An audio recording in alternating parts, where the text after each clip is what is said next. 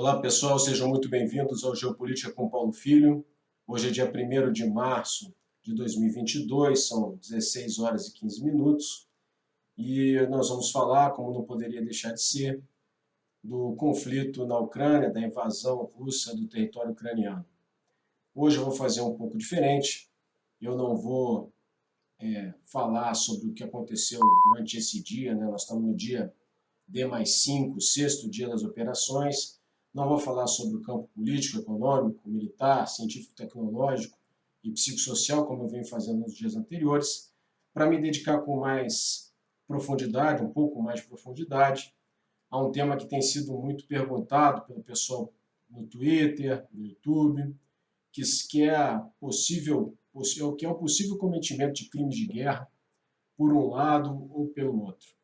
Então, acabei de ver na imprensa que o presidente Zelensky está acusando o presidente Putin de ter cometido crimes de guerra e nós vamos falar sobre esse assunto. Para isso, eu convidei o coronel Carlos Frederico Sinelli, coronel de infantaria, da turma de 91, já na reserva.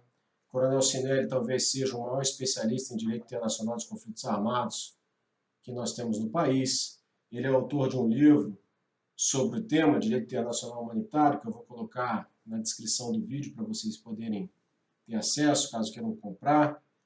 O coronel Sinelli foi instrutor da ESAO e da ICEM desse assunto, Direito Internacional dos Conflitos Armados, fez pós-graduação nesse assunto em um convênio que a Cruz Vermelha mantém com outras universidades, ministra palestras sobre esse tema em vários locais, inclusive no exterior. O coronel Sinelli fez um curso em Fort Benning, nos Estados Unidos, um oficial que dedicou sua carreira a muitos aspectos, mas especialmente ao direito internacional dos conflitos armados. E eu fiz uma pergunta para ele, pedi ajuda a ele, e ele mandou um vídeo explicando dois aspectos que eu pedi para ele comentar. O aspecto da possível utilização pelos russos das bombas cluster e a entrega de armamento, aos civis ucranianos, se um caso ou outro poderiam configurar violações do direito internacional dos conflitos armados. Antes de colocar o vídeo do Sinelli, eu vou fazer uma rápida introdução àquela pessoa que pensa que na guerra e no amor vale tudo, não é um militar profissional, não sabe o que está dizendo. Na guerra não vale tudo. A guerra, desde tempos imemoriais, é regida por usos e costumes e um código de honra que acompanha os combatentes em campo de batalha, os combatentes honrados, evidentemente. Então, desde antes da positivação, ou seja, dos tratados e das normas serem escritas, já havia, pelos costumes, uma série de normas que deveriam ser respeitadas pelo Exército. O próprio Exército brasileiro tem tradição nisso. E eu vou ler para vocês rapidamente, só para que vocês se lembrem, e quem não sabe fique sabendo, que o próprio general Osório, comandante das forças brasileiras na guerra da Tríplice Aliança, na Guerra do Paraguai, antes da invasão do território paraguaio, a qual ele liderou, ele foi o primeiro a passar para o território inimigo, ele fez uma exortação aos seus soldados. E eu vou ler para vocês essa exortação porque é importante para mostrar esse aspecto de que na guerra não vale tudo. Disse o general Osório: soldados, é fácil a missão de comandar homens livres. Basta apontar-lhes o caminho do dever. O nosso caminho está ali defronte. Não me é preciso lembrar-vos que o inimigo vencido e o paraguaio inerme ou pacífico deve ser sagrado para um exército composto por homens de honra e de coração. Então, o que o general Osório estava dizendo? O general Osório estava lembrando seus soldados que um exército formado por homens de honra e de coração não deve atacar o paraguaio vencido, o paraguaio inerme e desarmado, porque não se faz necessário. Aquele soldado já não representa nenhuma ameaça. Então é só para mostrar para vocês que essa preocupação de que na guerra não vale tudo, ela já existe desde muito tempo, inclusive no Exército Brasileiro. Existem 5 fatores que são essenciais no direito internacional dos conflitos armados. Então, o que é o DICA? O DICA é um corpo de normas que basicamente vem de 3 fontes: do direito de Genebra, das convenções de Genebra, o direito de Haia, que são uma série de protocolos e acordos que regulam a utilização de diversos tipos de arma. É o direito de Haia, por exemplo, que baniu por tratados o emprego de minas antipessoal, não só um exemplo, né? Baniu, por exemplo, o uso de armas químicas e outros tipos de arma. E o direito de Nova York, o direito misto, que é o direito que foi feito, os acordos que foram feitos já depois da criação da ONU. Então, esse conjunto de normas ele é escrito, né, baseado em 5 princípios, fundamentalmente. O princípio da humanidade, o princípio da distinção, o princípio da limitação, da proporcionalidade e da necessidade militar. Então, esses 5 princípios eles devem estar sempre em consideração pelos comandantes em todos os níveis de um conflito.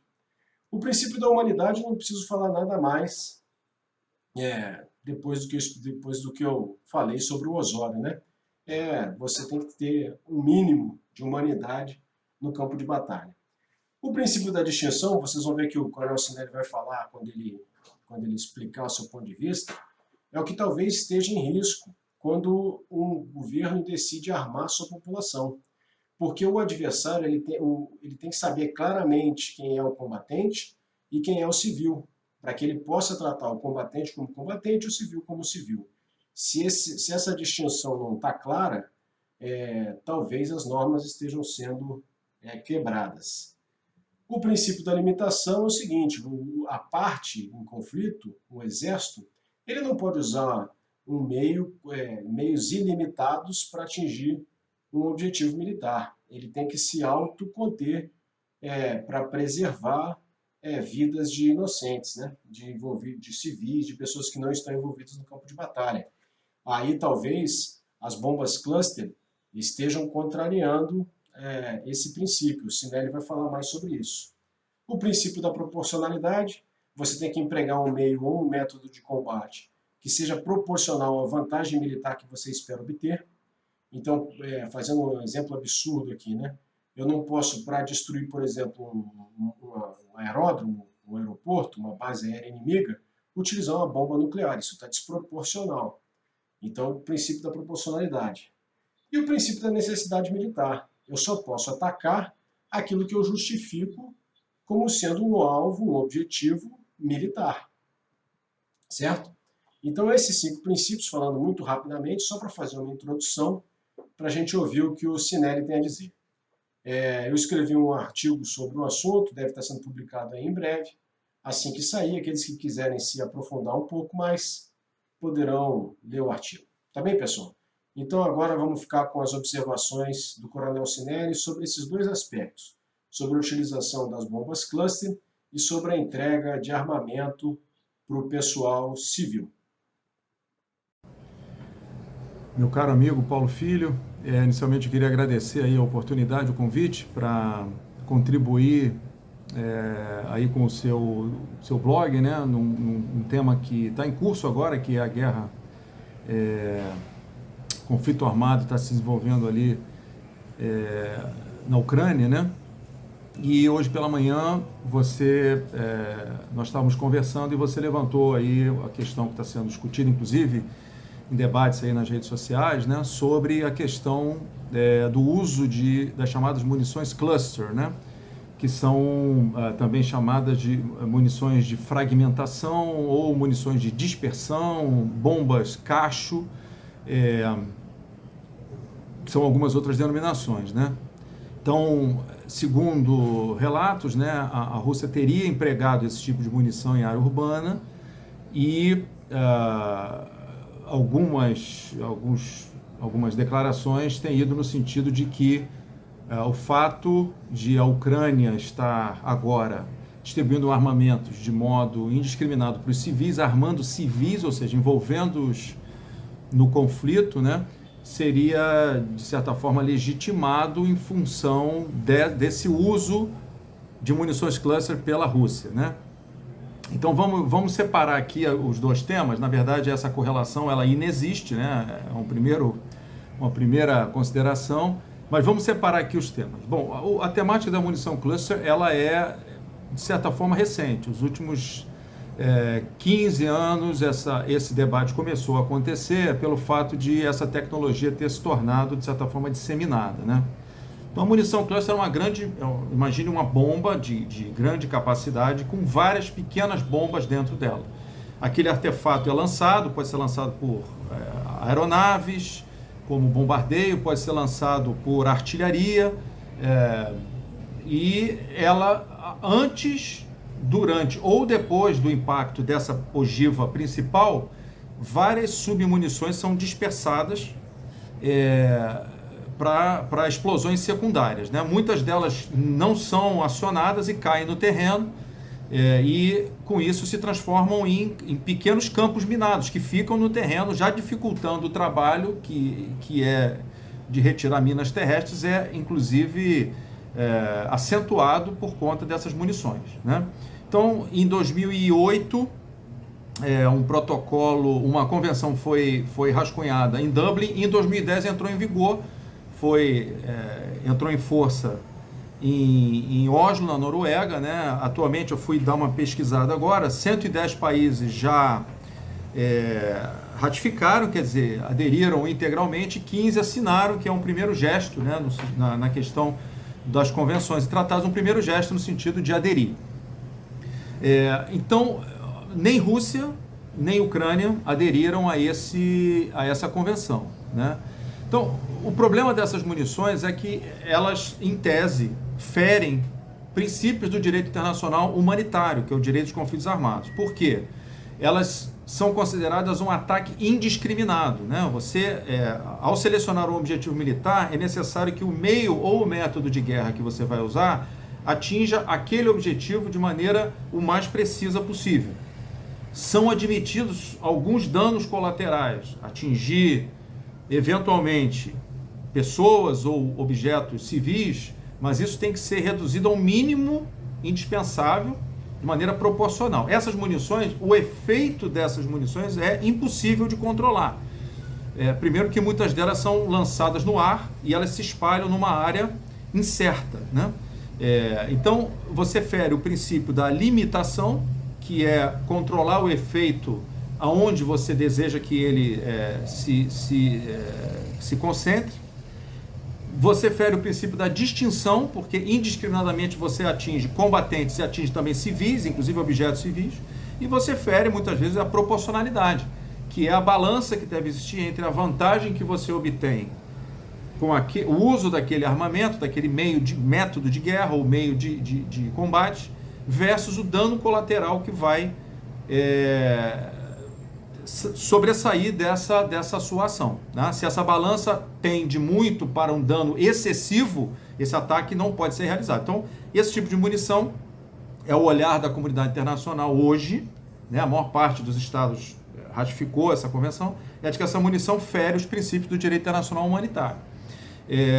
Agora, é interessante porque já no conflito da Síria, a Rússia se identificou que a Rússia tinha usado isso a partir ali de 2015, né? E ao ser questionada pelo Human Rights Watch, organização não governamental aí de direitos humanos, elas pediu uma declaração admitindo que havia usado porém, o uso estava de acordo com o direito internacional humanitário, né? Então veja, o uso dessa munição ele é polêmico também pelo seguinte, vamos trazer para o nosso caso brasileiro. O banimento desse tipo de munição é a única convenção que o Brasil não ratificou na série de tratados internacionais sobre direito internacional humanitário. Existem algumas razões alegadas pelo Estado brasileiro, a principal delas é de natureza estratégico-militar, com a seguinte lógica, né? Essa munição ela tem um uso indiscriminado se ela for utilizada em áreas densamente populadas, áreas densamente construídas, com muita população, onde ela vai indiscriminadamente atingir combatentes e civis. Mas numa área em que haja um anecúmeno territorial, por exemplo, vamos falar aí da floresta amazônica, né? A região amazônica, o Brasil, mais de 50% do território é coberto por floresta amazônica, né? Ou está dentro do bioma amazônico. Essa munição, em tese, o uso dela é importante, é a alegação do Estado brasileiro, para a defesa territorial do Brasil no caso de invasão, ataque armado. Então o Brasil não assinou esse tratado. Alguns elencam outras razões, eventualmente o fato de ela não ter sido costurada sob a égide da ONU, ela foi costurada sob o patrocínio do Comitê Internacional da Cruz Vermelha, então não teria aí um efeito mais cogente. E uma outra razão alegada é que somente os países com menor potencial tecnológico é que iriam assinar esse tratado, né? Então, os países que têm aí um domínio do spread tecnológico mais amplo não iriam assinar, né? Então, assim, é polêmico. O fato é que nem Rússia nem Ucrânia assinaram a convenção. A Ucrânia, novamente, já alegou no passado que estava fazendo uso humanitário, dentro do direito humanitário, desculpe, mas é difícil entender que isso possa estar acontecendo numa área com tamanha densidade populacional, como é o caso lá da Rússia, de Kiev, né, das cidades ucranianas onde estão sendo atacadas. Eu não estou julgando aqui, isso precisa ser investigado, obviamente, né? Mas são aspectos aí importantes a se levantar. Agora, nem todas as munições dessa espécie foram banidas, tá? É possível ainda se fabricar, estocar e utilizar, segundo a convenção, munições cuja capacidade de submunições seja até 10 submunições, sendo que cada uma dessas até 10 tenham menos de 4 quilos. E cada uma delas possa atingir especificamente, ser direcionada a um objetivo militar e ter um mecanismo de autodestruição. Então veja, é bastante difícil atingir esses requisitos, né? Ou seja, praticamente se decretou o banimento e os países estão aí aos poucos se manifestando. E a segunda questão que você comentou seria sobre esse aspecto de distribuição de armamento para os civis, né? Veja, o fato de, vamos aí trabalhar em tese, né? As informações estão sendo trazidas de que haveria distribuição por parte da Ucrânia, do governo ucraniano, de armamento para equipar os civis com armas que pudessem fazer frente ao ataque do exército russo. Bom, o fato de entregar armas nas mãos dos civis, de per si, ou seja, só isso, não é um problema para o direito humanitário. Desde que esses civis, eles, ao receberem o armamento, eles sejam enquadrados em alguns critérios, sendo o mais importante deles, eles estarem submetidos a uma cadeia de comando. Então, deve haver um comandante responsável por esses civis armados. A norma também fala eles devem usar essas armas à vista, né? Não podem esconder essas armas para fazer uso contra o inimigo, o suposto oponente.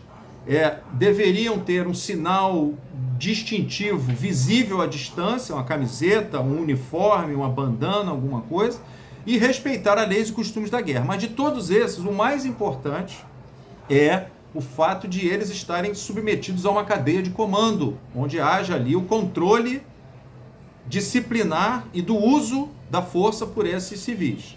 O que o direito humanitário não tolera e pune, tratando como violação, são as guerras particulares. Então, você entregar armamento na mão do civil e ele ser lançado sem que ninguém o comande, o controle, ele vai se tornar um indivíduo ilegalmente engajado nas hostilidades. Alguns chamam de combatente ilegal, eu não gosto dessa terminologia porque ela confunde.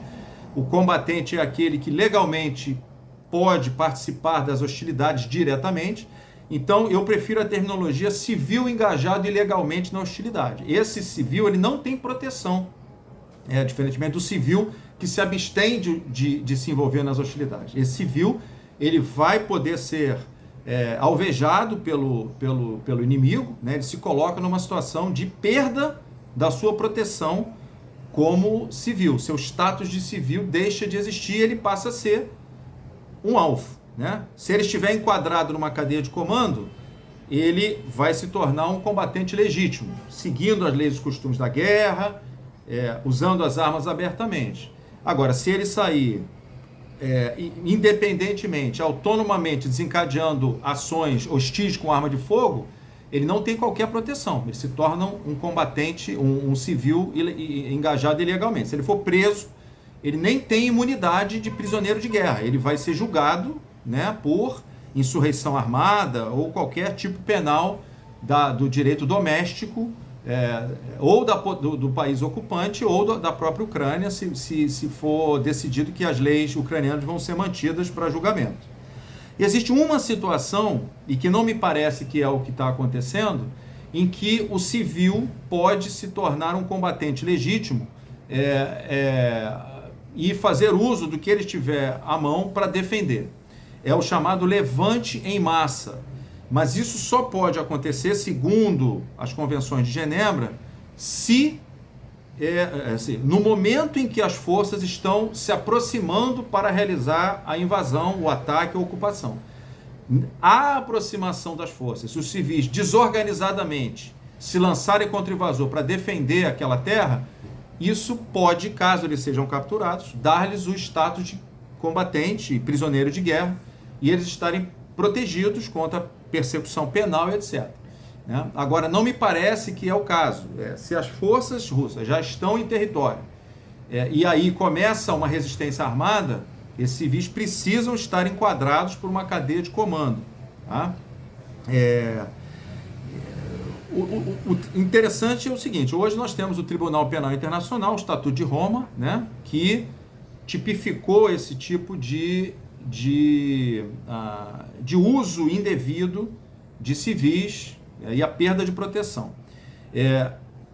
Vamos voltar ao início do nosso comentário. O fato de estarem sendo usadas munições cluster pela Rússia, em tese, nada tem a ver com legitimar a distribuição de armamentos para civis. Isso o direito internacional trata sob o Instituto de Represália. O que é a represália? É violar uma norma de direito internacional humanitário, alegando que uma outra norma foi violada, que seria uma reciprocidade às avessas, né? Isso é proibido, né?